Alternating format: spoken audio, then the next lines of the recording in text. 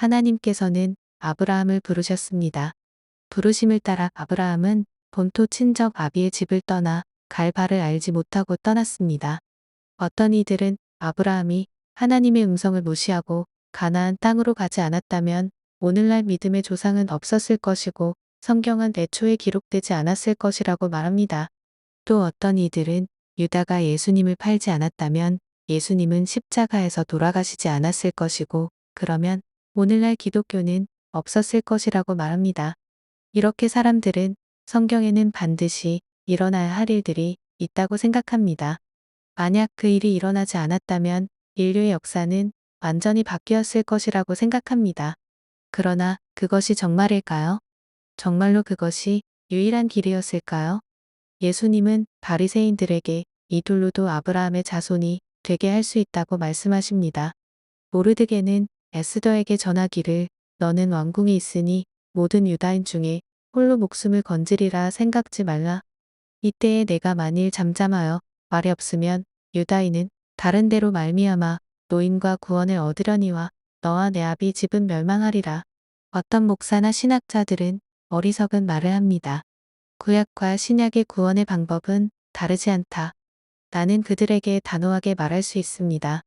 당신들은 아무것도 모릅니다.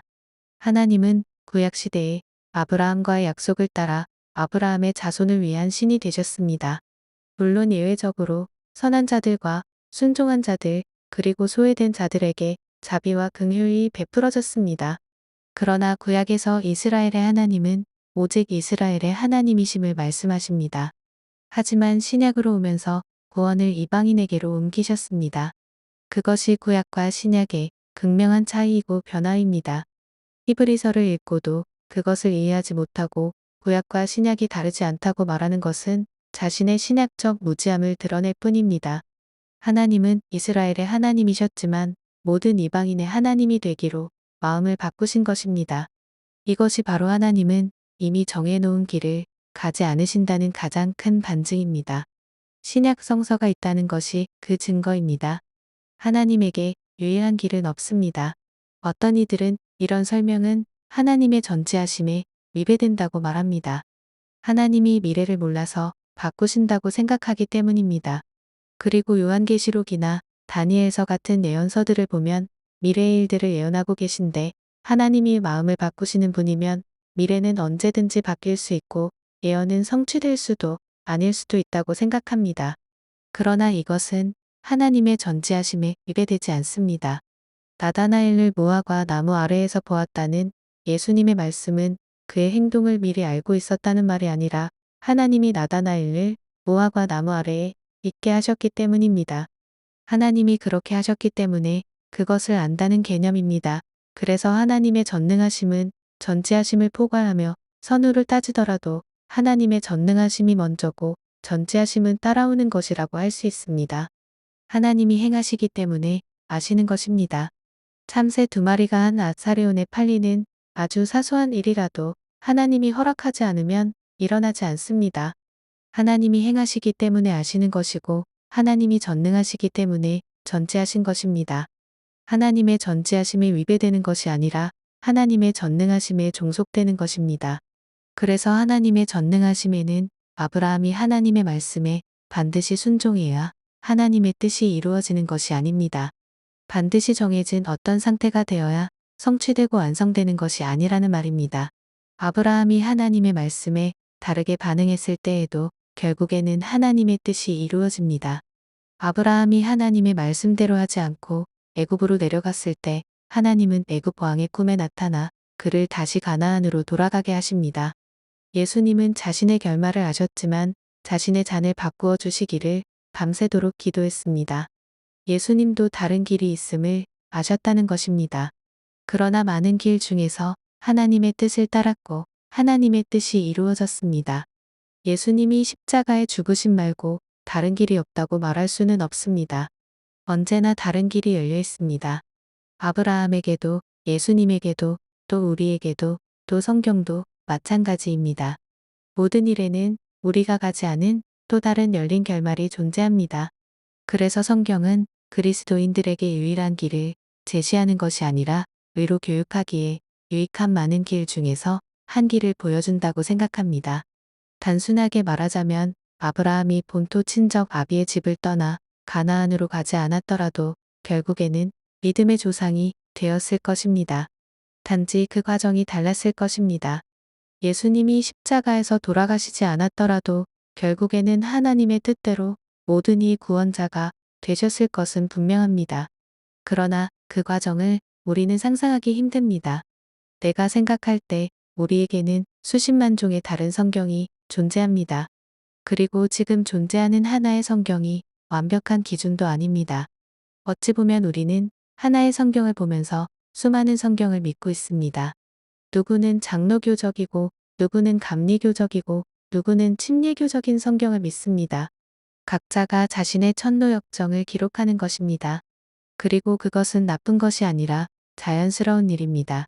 그러나 우리는 성경이 하나의 길을 제시한다고 생각하지 않고 유일한 길을 제시한다고 생각합니다.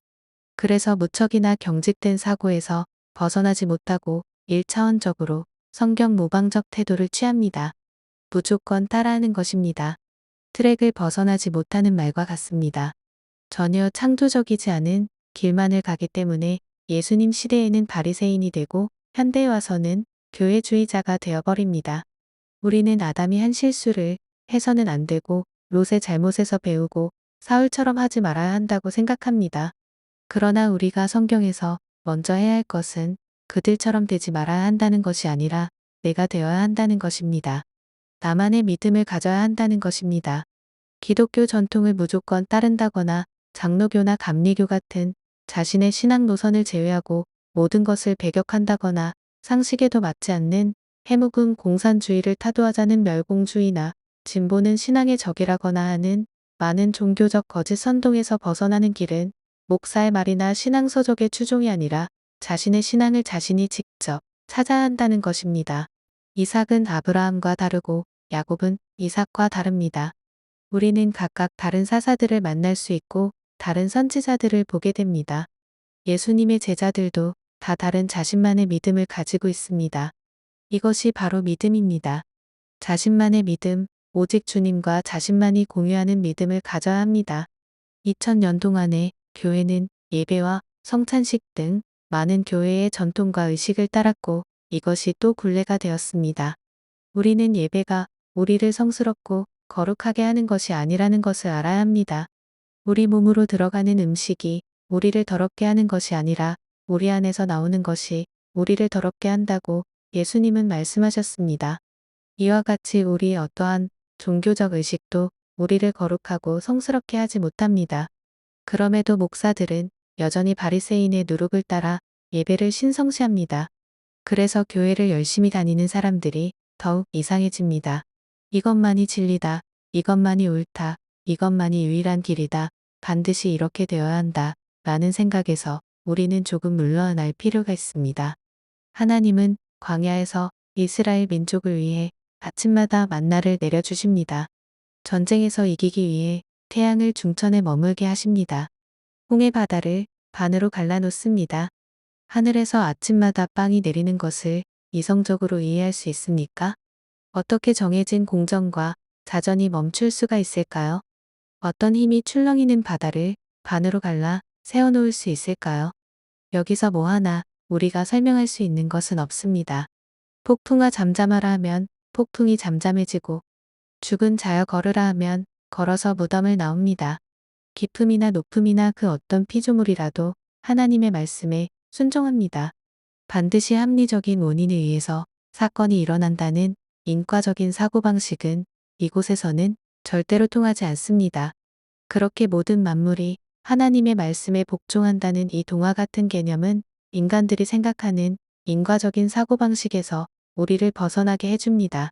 그리고 하나님이 모든 것을 정해놓고 정해진 계획대로 이를 실행하고 계신다는 결정론적 사고방식도 거부하게 만듭니다. 하나님은 정해놓을 필요가 없기 때문입니다. 하나님은 과거보다 현재가, 현재보다 미래가 더욱 더 사랑과 정의가 실현되기를 바라십니다. 그럼에도 하나님이 종말을 예언하신 것은 어찌 보면 예언이 아니라 명령입니다. 사단과 인간이 이 세계를 망쳐놓는다 하더라도 결국에는 하나님의 전능하신 말씀에 복종하여 하나님의 나라가 도래할 것이라는 순종인 것입니다. 그리고 괴로움과 슬픔, 원망 속에서 죽어간 사람들을 위로해 주신다는 약속입니다.